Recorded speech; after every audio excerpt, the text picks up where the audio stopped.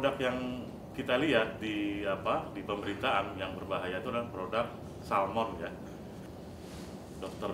Richard Lee ini juga sepertinya beberapa kali ya, artinya selalu yang lolos dari jeratan hukum seperti kasus di Padang dan 3 kasus yang lainnya, 2 ya.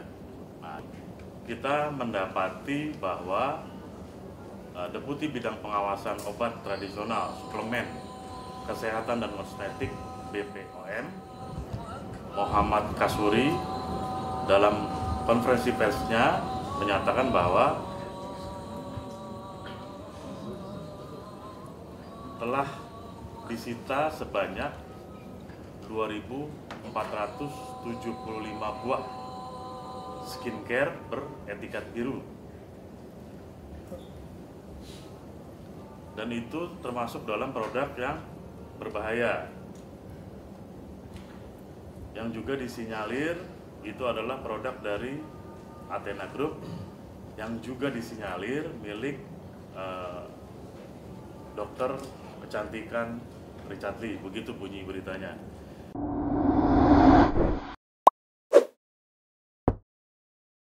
Kami dari Badan Peneliti Independen pada hari ini ingin menyampaikan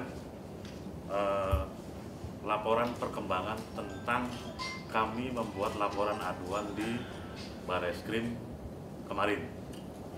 Jadi prosesnya sebelum kami membuat laporan, kami juga sudah melakukan kajian penelitian terhadap sumber berita online yang berada di berita online Tarakan TV, juga berita online Warta Buana. Berita online Tarakan TV itu tanggal 26 Juni 2024. Kemudian berita online Warta Buana di bulan April 2024. Nah, terhadap pemberitaan tersebut, kita mendapati bahwa Deputi Bidang Pengawasan Obat Tradisional, Suplemen, Kesehatan dan Kosmetik BPOM, Muhammad Kasuri, dalam konferensi persnya menyatakan bahwa telah disita sebanyak 2.475 buah skincare beretiket biru. Dan itu termasuk dalam produk yang berbahaya. Yang juga disinyalir itu adalah produk dari Athena Group yang juga disinyalir milik dokter kecantikan Richard Lee, begitu bunyi beritanya. Dari pantauan kami sebagai lembaga sosial di masyarakat, kami melihat bahwa pemberitaan ini sungguh menarik. Karena apa? Ini berkaitan dengan kesehatan yang tentunya bersentuhan langsung dengan masyarakat, dan ini sangat membahayakan. Makanya kami kemudian mencoba mencari informasi melalui BPOM dengan bersurat ke BPOM pada tanggal 26 Agustus yang lalu ya. Tapi memang sampai saat ini kami belum mendapat jawaban. Makanya kami kemudian melakukan upaya untuk membuat laporan aduan di Bareskrim yang mudah-mudahan pihak Bareskrim menindaklanjuti perkara saya ini gitu loh. Ini kami sudah membuat laporan pengaduan pada tanggal 28 Agustus 2024 di Bareskrim ya.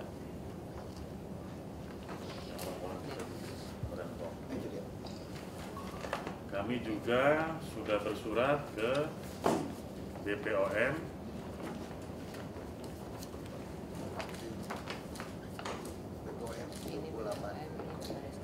sama tanggalnya? 26. Oh iya, tanggal 26. Ini bukti kami sudah bersurat ke BPOM.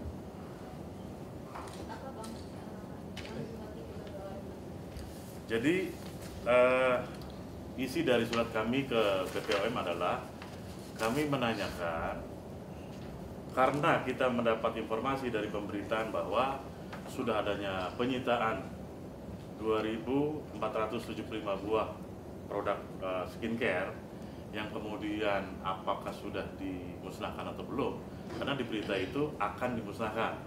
Nah, menurut kacamata kami, apabila sudah dimusnahkan berarti kan persoalan hukumnya sudah selesai, iya kan? Nah, kalau yang kami terima ini bahwa proses hukumnya kami belum pernah mendengar bahwa seperti apa, udah jalan apa belum, itu belum pernah kita dengar. Makanya kami menyurati BPOM, apakah memang benar beritanya bahwa ini sudah dimusnahkan? Klarifikasi sifatnya. Yang disinyalir. Nah, mungkin gini, kalau produk Bang, kamera. Lihat ke kamera ya, Bang. baik, mungkin gini, kalau produk yang kita lihat di pemberitaan yang berbahaya itu adalah produk salmon ya, dimana penggunaannya adalah dengan menggunakan jarum suntik itu kalau saya baca di situ. Dan tentunya ini kan juga ada kekhawatiran dari pihak kita, seandainya itu benar seperti itu, apakah produk ini bisa dijual bebas untuk jarum suntiknya, kemudian bagaimanakah pengelolaannya? Bisa saja kan bekas-bekas daripada jarum suntik itu bisa disalahgunakan, dan ini kan juga sangat berbahaya. Itu yang mengkhawatirkan kita. Gitu. Ada contoh produknya, Pak? Gimana? Ada contoh produknya? Kebetulan kita lagi upaya lihat contoh produknya, cuman kita juga melihat dari pemberitaan. Dan satu lagi, menurut pengamatan kami di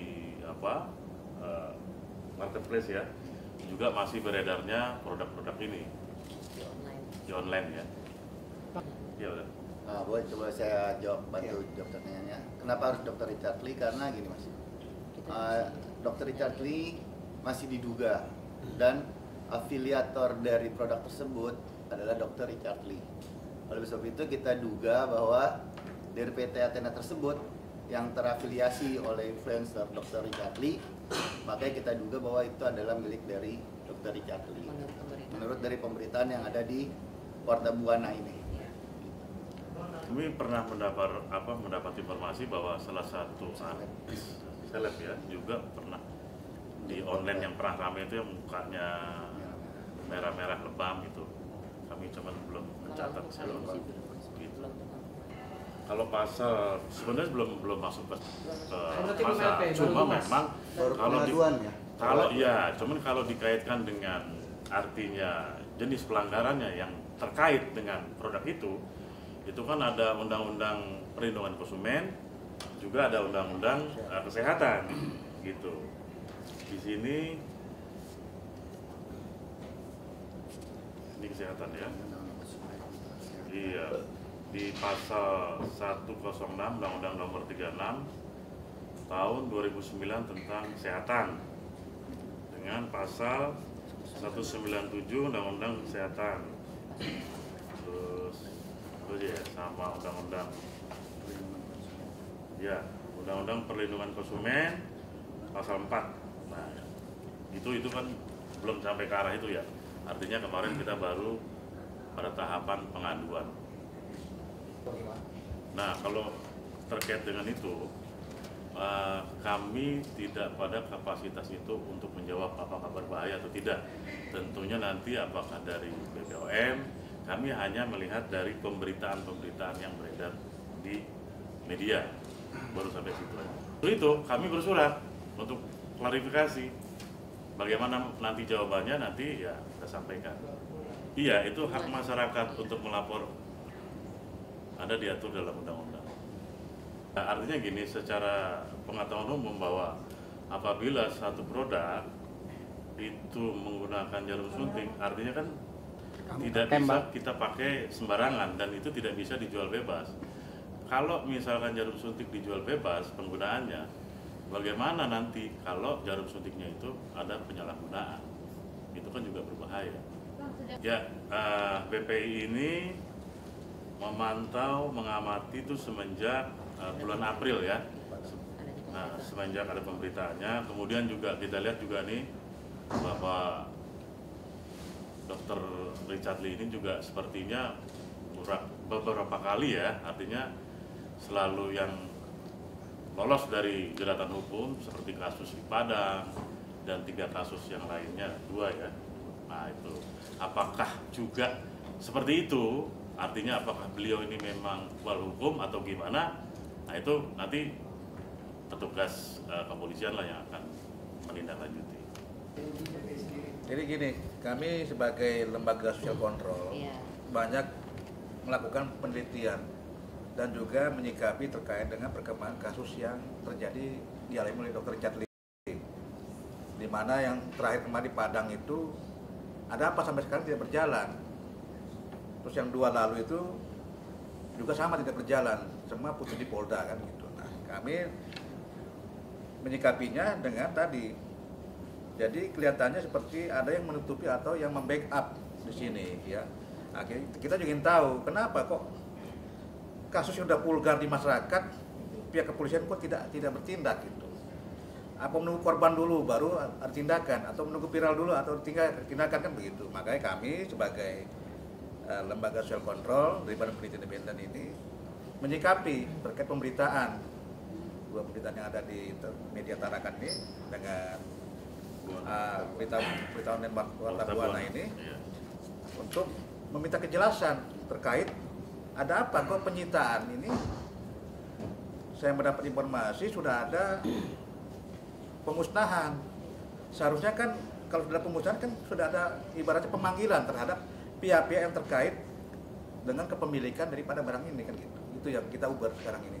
Kami sejak awal tidak ada kepentingan pihak-pihak lain karena kami murni ya melakukan penelitian, menerima lapor masyarakat terkait dengan tadi ada penyimpangan perkara di lapangan atau adanya aduan masyarakat yang kita tindak lanjuti kepada yang berwajib. Jadi di sini murni tidak ada titipan dari pihak manapun juga. Nah itu. Ya gini, kami ini bukan masuk ke situ ya. Tentunya kalau produk-produk itu adalah bagiannya BPOM. Nah, terkait dengan pernyataan Dr. Richard Lee, itu kan klaim. Ya, siapapun di Indonesia ini bisa aja mengklaim bahwa produk saya aman, itu sah-sah saja, silakan saja. Tapi kan pada kenyataannya di sini ada, jadi sementara ini kita fokus kepada perkara ini aja dulu. Fokus ke Richard Lee dulu. Iya, jadi jangan bias nantinya kan. Nanti kita juga akan coba itu, kita terima sebagai masukan ya, kita terima tuh ya. Ya, kita sekarang percayakan dulu kepada institusi kepolisian. Memang kalau prosesnya aduan itu kan pasti akan diselesaikan dulu di penyelidikan. Apabila penyelidikannya sudah ada ketemu tindak pidananya, kemudian siapa nanti calon tersangkanya, mungkin masuk pada proses penyidikan dengan membuat laporan polisi terlebih dahulu. Saya rasa seperti itu. Artinya gini, kita melihat bahwa BPI ini menginginkan bahwa penegakan hukum di Indonesia ini berjalan dengan sebagaimana mestinya, sesuai dengan aturan. Gitu lah. Proses penegakan hukum ini tidak bisa dilalui begitu aja kemudian selesai tanpa ada kejelasan seperti apa. Kemudian juga dari perkara ini kita menginginkan bahwa setiap produk-produk yang dikonsumsi oleh masyarakat Indonesia ini benar-benar aman dan tidak berbahaya untuk masyarakat. Tujuannya kembali lagi kepada masyarakat. Itu aja. Nah, mungkin rencana 2-3 hari ke depan kita akan menanyakan bagaimanakah laporan kita ini. Kemungkinan nanti kita coba runingkan dulu dengan tim karena artinya setiap perkembangan kita laporkan dulu kepada ketua umum dan kita ambil langkah hukumnya seperti apa nanti setelah berkoordinasi. Kita belum tahu, kan kita belum rundingan dulu. Ya artinya selain berita ada juga secara tidak resmi ada pengaduan dan itu kita terima kan. Tentunya si pengadu ini juga kan nggak mau identitasnya dibuka dan segala macam. Kita menghormati itu dan menghargai itu. Ya salah satunya seperti itu sih. Kalau dari pemberitaan sih di sini banyak ya, gitu. Cuman kan artinya yang lebih berbahaya itu kan itu kan. Itu yang harus kita. Bang, sebelumnya udah sempat komunikasi secara langsung atau apa gitu sama dokter Richard Lee dari pihak Athena sendiri? Oh belum. Kita tidak menyangkakan seseorang, tapi di sini yang kita pantau adalah proses penegakan hukumnya seperti apa, berjalan dengan baik atau proses penegakan hukumnya ini ya kita semua tahu seperti apalah. Oke, terima kasih.